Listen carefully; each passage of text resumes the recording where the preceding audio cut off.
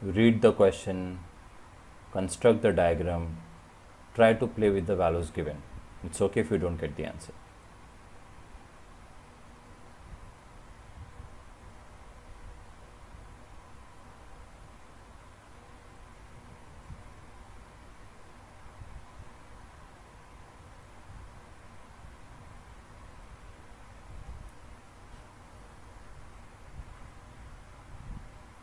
Okay.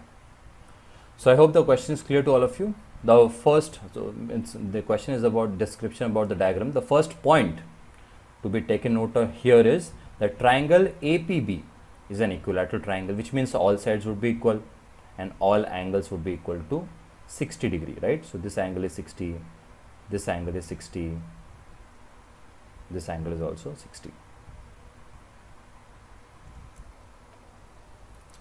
BD, length of BD is mentioned, that's equal to 7 centimeter. All you need to do is find out the length of DQ. So how should we, this is, I mean, when we solve this question, you'll understand that this is a very easy question, but very difficult to click. That sometimes do happen as far as this particular chapter is concerned. No need to worry about that. So as you can understand that all values we have 60 degree, 20 degree in terms of angles. So we need to play with the angles. And BD, so we have got the provision of just one length here, BD, and DQ is what we need to find out.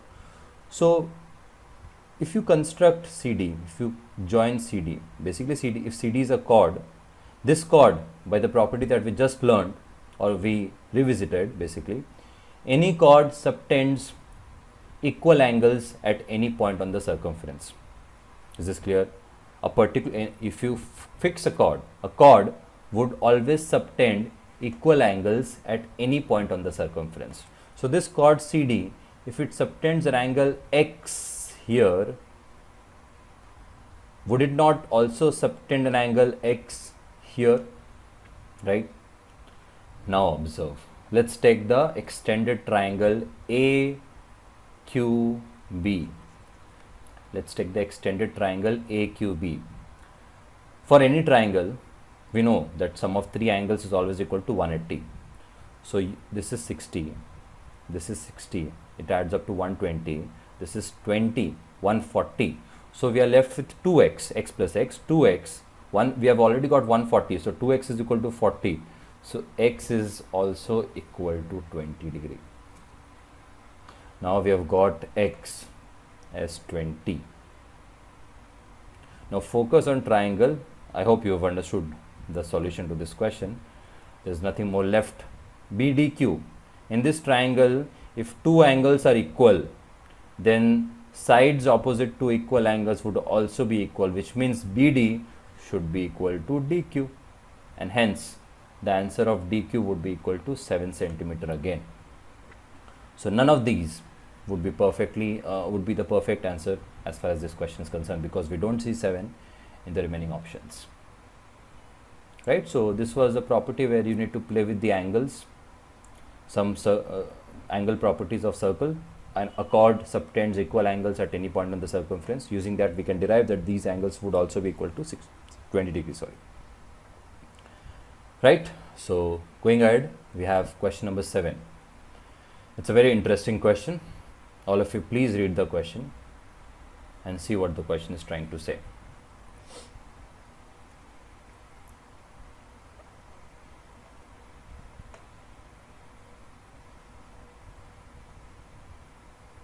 Construct the diagram also.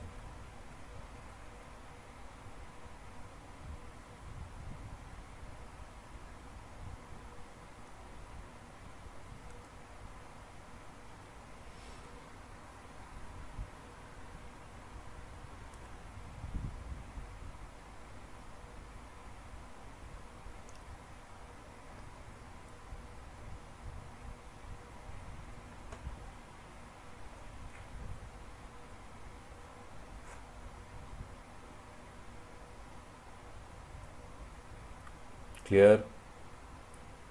So, I mean, without starting the solution of the question, you see two circles here having a common tangent df, and the ratio of two sides is given, AF and DB. Basically, AF and DB are what? The radius, right? So you can assume that this is one triangle, and you can say, I mean, not assume, you can see that this is one triangle and this is another triangle. When you have two triangles, the ratio of their sides is given, one of their sides is given, length is given of one particular line segment, and you need to find the ratio of the other two sides of this triangle. I mean, something like this. So whenever you have to play with the ratio of the sides, what is the concept that should first strike here? In case of triangles, ratio of sides. Also, you can clearly relate them in terms of angles. This is equal to this 90 degree. Why 90 degree? What is the property that we are using here? A line drawn from the center of a circle to the point of contact to the tangent would always be perpendicular to the tangent, right? So similarity, right? So now I hope before solving the question, you have to first read the question, try to see what the question is talking about and what we have to find out. So from here, what are the concepts that we can make use of? So we know that similarity of triangle would be the best suited concept here. And why are these two triangles similar? As explained earlier, this is equal to this, vertically opposite, 90 degree. So now we can say triangle AGF, it should always be in the same order. A is this part, the unmarked angle, G is single marked, and F is the 90 degree. AGF by the property of angle, angle, angle. If three angles of two triangles are equal, then they are said to be similar, right? So this is one of the criteria for checking for similarity, and predominantly 90% of the questions on similarity can be solved by this angle, angle, angle property. So angle AGF is similar to sign of similarity. For the other triangle, you should write down in the same order. So A is equivalent to B, G is equal to G, BGD. So can we say AF upon BD, because this is known to us, AF upon BD, these are the respective radius. The ratio of the radius of the two circles is 5:4. So if suppose this is 5R, this length will be 4R. So AF upon FD would be equal to AG upon BG, AG upon BG. So this will also be in the ratio of 5:4, which means let's take AG as 5x. So BG would be equal to 4x. So the ratio of AG to GB is 5:4, and we have taken them as 5x:4x. What is the ratio that we need? We need to find out the ratio. So I think this length is a redundant value here, not required. We need to find the ratio of CG is to EG. CG is to EG. Okay, so what is CG? Is not CG AG minus AC? AG minus the radius. AC is equal to AF, right? Radius. So AG was 5x and AC is 5R. So it's equal to 5 of x minus R. Likewise, you can easily find out that GE or EG is equal to BG, the entire length, minus the radius of this smaller circle, minus BE, which is by the same logic 4 of x minus R. So when you take the ratio, you get the final ratio as 5:4, which would be option B. This is how you could have answered this question. So here the property that we are using is similarity of triangles. Under similarity of triangles, we have proved that these two triangles are similar by the property AAA, all three angles being equal. When three angles are equal, then the triangles are said to be similar and the ratio of their corresponding sides are equal. This is the basic property of similarity. There's another point to be taken note of as far as similarity of triangles is concerned. If two triangles are similar, not only would their sides be in the same ratio, but the ratio of their area is what? The ratio of the area of two similar triangles is square of the ratio of the proportional sides. Right? I hope the answer for this question is clear. So Now this is a request to all of you watching this video. The next question should be answered by all of you. I would give you sufficient time that is required to solve the question, because it is also on the same lines. It's the same question, same diagram, just a change in the question. I'm going on to the next question now. I hope you have taken note of the solution. Yeah, so your time starts now. No need to construct the diagram, telling you beforehand, because it's the same diagram. You just solve the question. Start.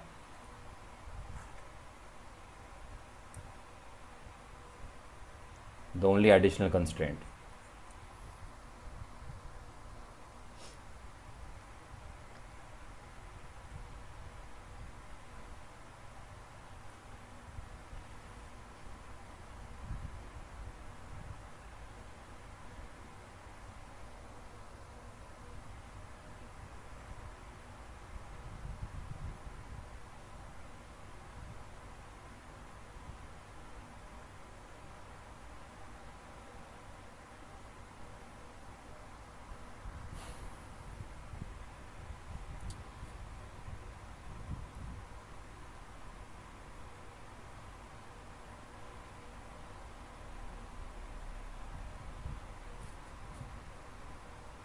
Don't look at the screen, please get the answer.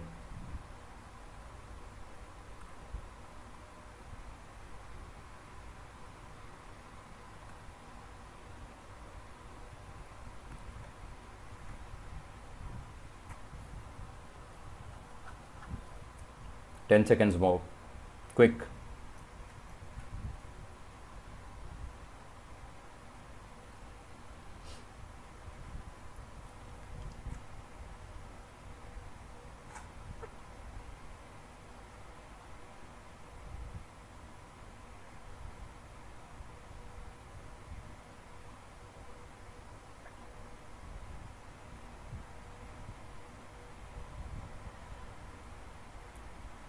Okay, so here we need to find the value of GF. Length is required, so here I think that data would be required. The length of AB is 18. Also, you know that AB, if you take a point on AB as G, we know that AG upon GB is 5:4, derived in the previous question.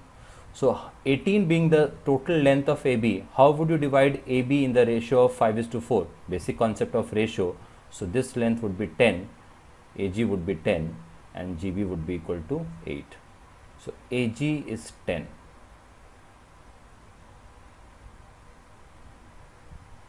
Now the second part, the second constraint given, AC is equal to 1.5 CG, 1.5. We don't like decimals, so let's convert this to a whole number, integer, just double it.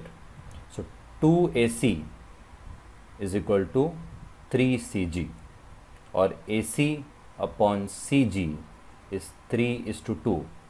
AC upon CG, what is AC upon CG? Yeah, this one. AC upon CG is 3:2. The total length of AG is 10, right? So 10 to be divided in the ratio of 3:2. So this becomes 6 and this becomes 4. I hope this is clear, right? This is basic concept of ratios. If you are at geometry now, you should understand, or you should try to get the distribution in ratios easily. So we have got the answer. GF is what we need to find out. So this is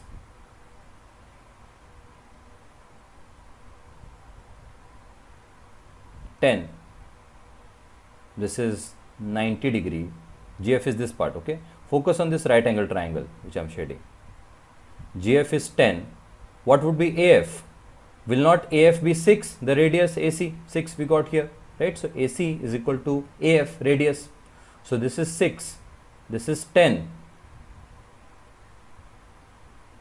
So this, I hope this 10 is not at the hypotenuse. This 10 is here. So in this right angle triangle, the hypotenuse is 10. One of the perpendicular sides is 6. So what we would do to calculate this? Pythagoras theorem? Definitely not, please. I just mentioned that I don't like using Pythagoras theorems when you should be knowing the Pythagorean triplets. What is the Pythagorean triplet as far as 6 and 10 is concerned? 8, right? 6, 8, 10. So the other perpendicular side should be equal to 8. This is what we were supposed to find out. The length of FG or GF would be equal to 8 centimeter. I hope the calculation part is clear here. So just to reiterate, this was 10, this is 90 degrees, so basically the hypotenuse is 10. Also, because if this is 6, we just found out 3:2 ratio from this calculation, right?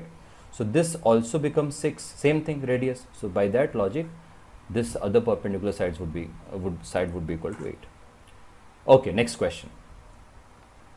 Question 9. It's a very interesting question. Please try, all of you. At least read the question and see what the question is trying to say.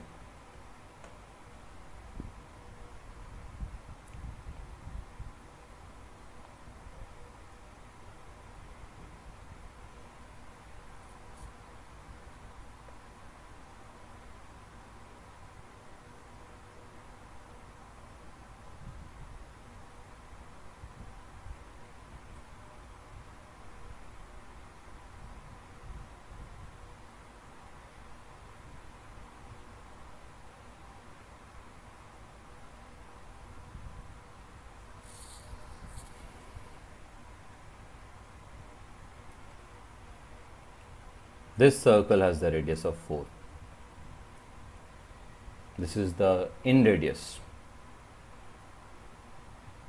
In radius is the radius of the circle that is inscribed in a triangle. Inscribed means inside, touching all the sides. So this is not in circle. This is not touching, the smaller circle is not touching all the 3 sides. So you know the radius of this in circle is 4. And you need to find the radius of another circle which has been constructed in the space that is left here, such that it is touching the circle and also the 2 sides, 2 perpendicular sides of the right angle triangle. How would you approach? See, whenever you have a circle touching 2 perpendicular lines, circle being tangent to 2 perpendicular lines, 2 perpendicular lines being tangent to a circle, then I hope you are aware of this property that if from the center, if you connect this point of contact, this obviously should be 90 degree, this also should be 90 degree. So what is this figure that is being formed here? It is always a square. I hope this is clear to all, right? Because all sides and all angles are 90, adjacent sides are also equal, right? That's the property of a square. This is equal to this, this would also be equal to this, and this would be equal to this. We know that any 2 tangents drawn to a circle from an external point are equal in length. So by that logic, this is also equal to this. So all sides are equal. Is this clear? Whenever we have 2 tangents drawn to a circle and being perpendicular to one another, being perpendicular, it's mentioned here, then this figure that we form would always be a square. And as far as square is concerned, I hope this is something that you can easily relate to. If we have the side as A, its diagonal is given as root 2A. Standard Pythagoras theorem. Okay, coming back to the question, let's draw the diagram properly. We have one circle being constructed here, right? So let this be the center of the circle, let this be the center of the circle. One property that one is aware by default, if not, you can please take note of. If 2 circles, please take note of this property of circle. If 2 circles touch each other, in bracket, please write down externally or internally,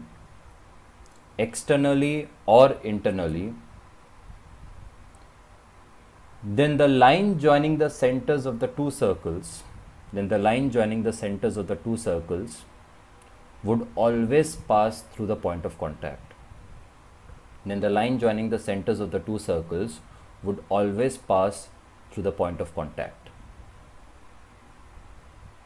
Clear?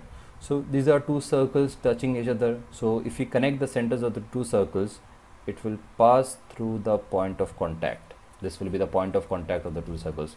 And again, by symmetry, is it not safe to say that this will pass through this vertex? It has to, right? Symmetrically arranged. Now, the radius is 4 of the in circle. Let this be the point O. Let this be the point P, the point of contact. Let the center of this circle be the point Q, and let this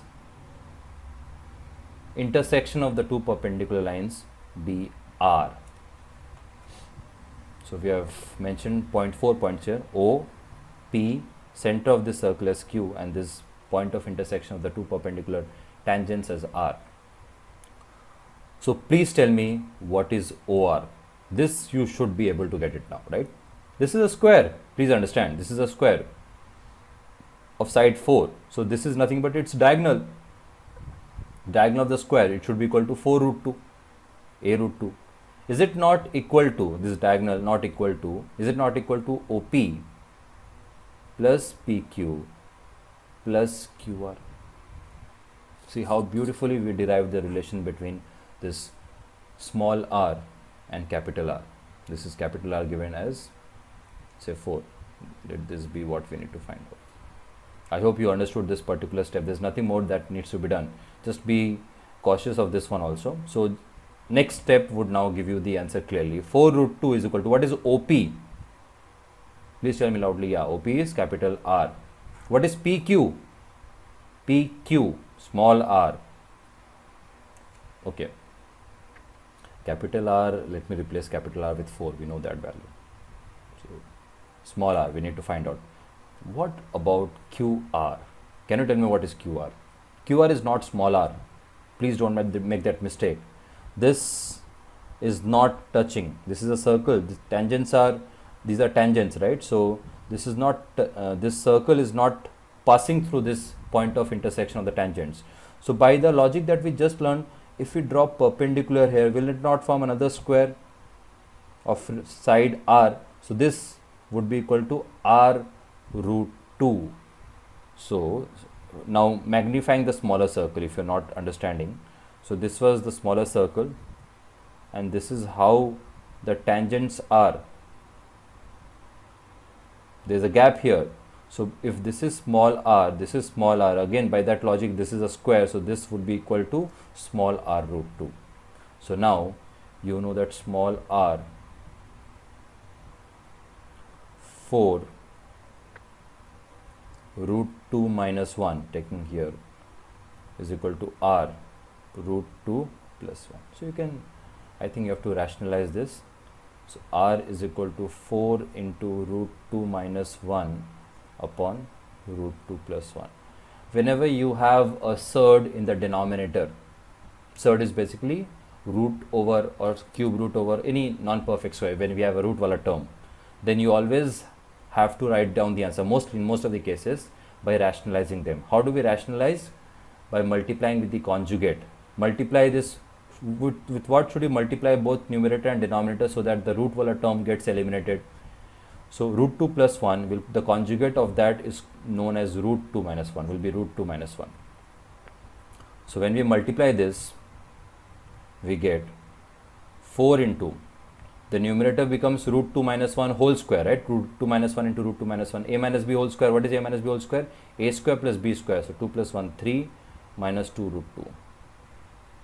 2 root 2.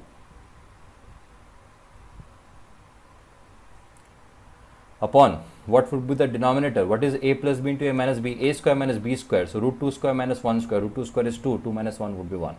So this was simplification part. You can get this done later on if you have not understood this simplification part. But I hope you understood the first two steps. That's the main part of this particular question. If that is clear, then you can simplify and go ahead with the finding the value of r. So yeah, option D is the correct answer here. Is it clear to all of you? It's a very interesting question. Okay, next question that we have now is question number 10. This is again a very good question. Please take your time, read the question. It's a difficult question. If we have to solve this by a step-by-step method, it will take time. which you can minimize by visualizing the values. The triplet, the interesting part. Read the question. We'll explain this.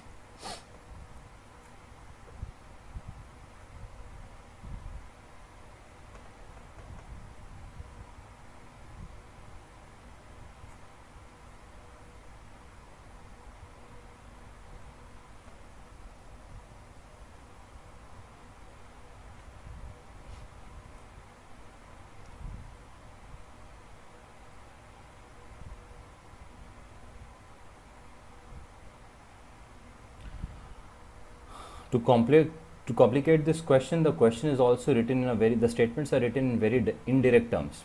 First of all, many students will get stuck in the first statement itself. The construction would not be proper. That's why please have a look at this question again. Cyclic trapezium. All of us, whenever we look at this, whenever we read the word trapezium, the figure that comes to our mind is this, a figure of this kind, where this two should be parallel. Because it is cyclic, so it should lie on the circumference of the circle. This would be our first intuition to draw this, as far as drawing of diagram is concerned, by looking at the first statement. Now, as far as any cyclic quadrilateral is concerned, I hope you are aware of this property we had discussed in the earlier questions also, that opposite angles are supplementary. The sum is equal to 180. P, Q, R, S. This is the trapezium where angle P and angle R both are equal. Also their sum should be 180, which means they are 90 degree. This should be 90 degree. Doesn't look like, so you have to reconstruct the diagram. You can proceed with this diagram also, but always try to draw the diagram to near perfection. That way you would be able to visualize the answer to the question in a very easy manner. Diagram is very important in case of geometry. That's all about visualization.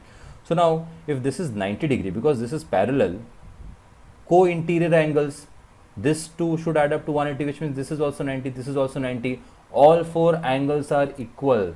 That means this is nothing but, this cyclic trapezium they're talking about is nothing but a rectangle that is inscribed in the circle. That is what you have to try to understand.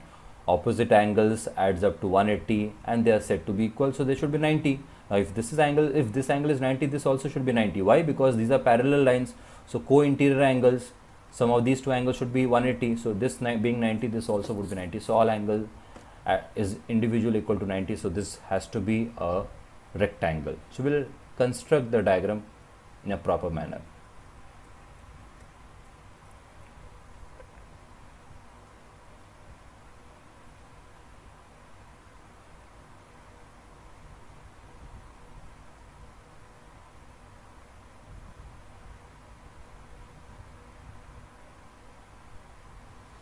Always note, whenever you draw a rectangle, whenever you inscribe a rectangle, cyclic, in a circle, its diagonal will always pass through the center.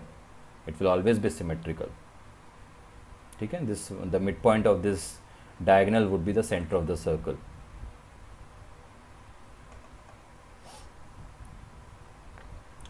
So now, the area of PQRS, let's now solve the question. The area of PQRS is the rectangle.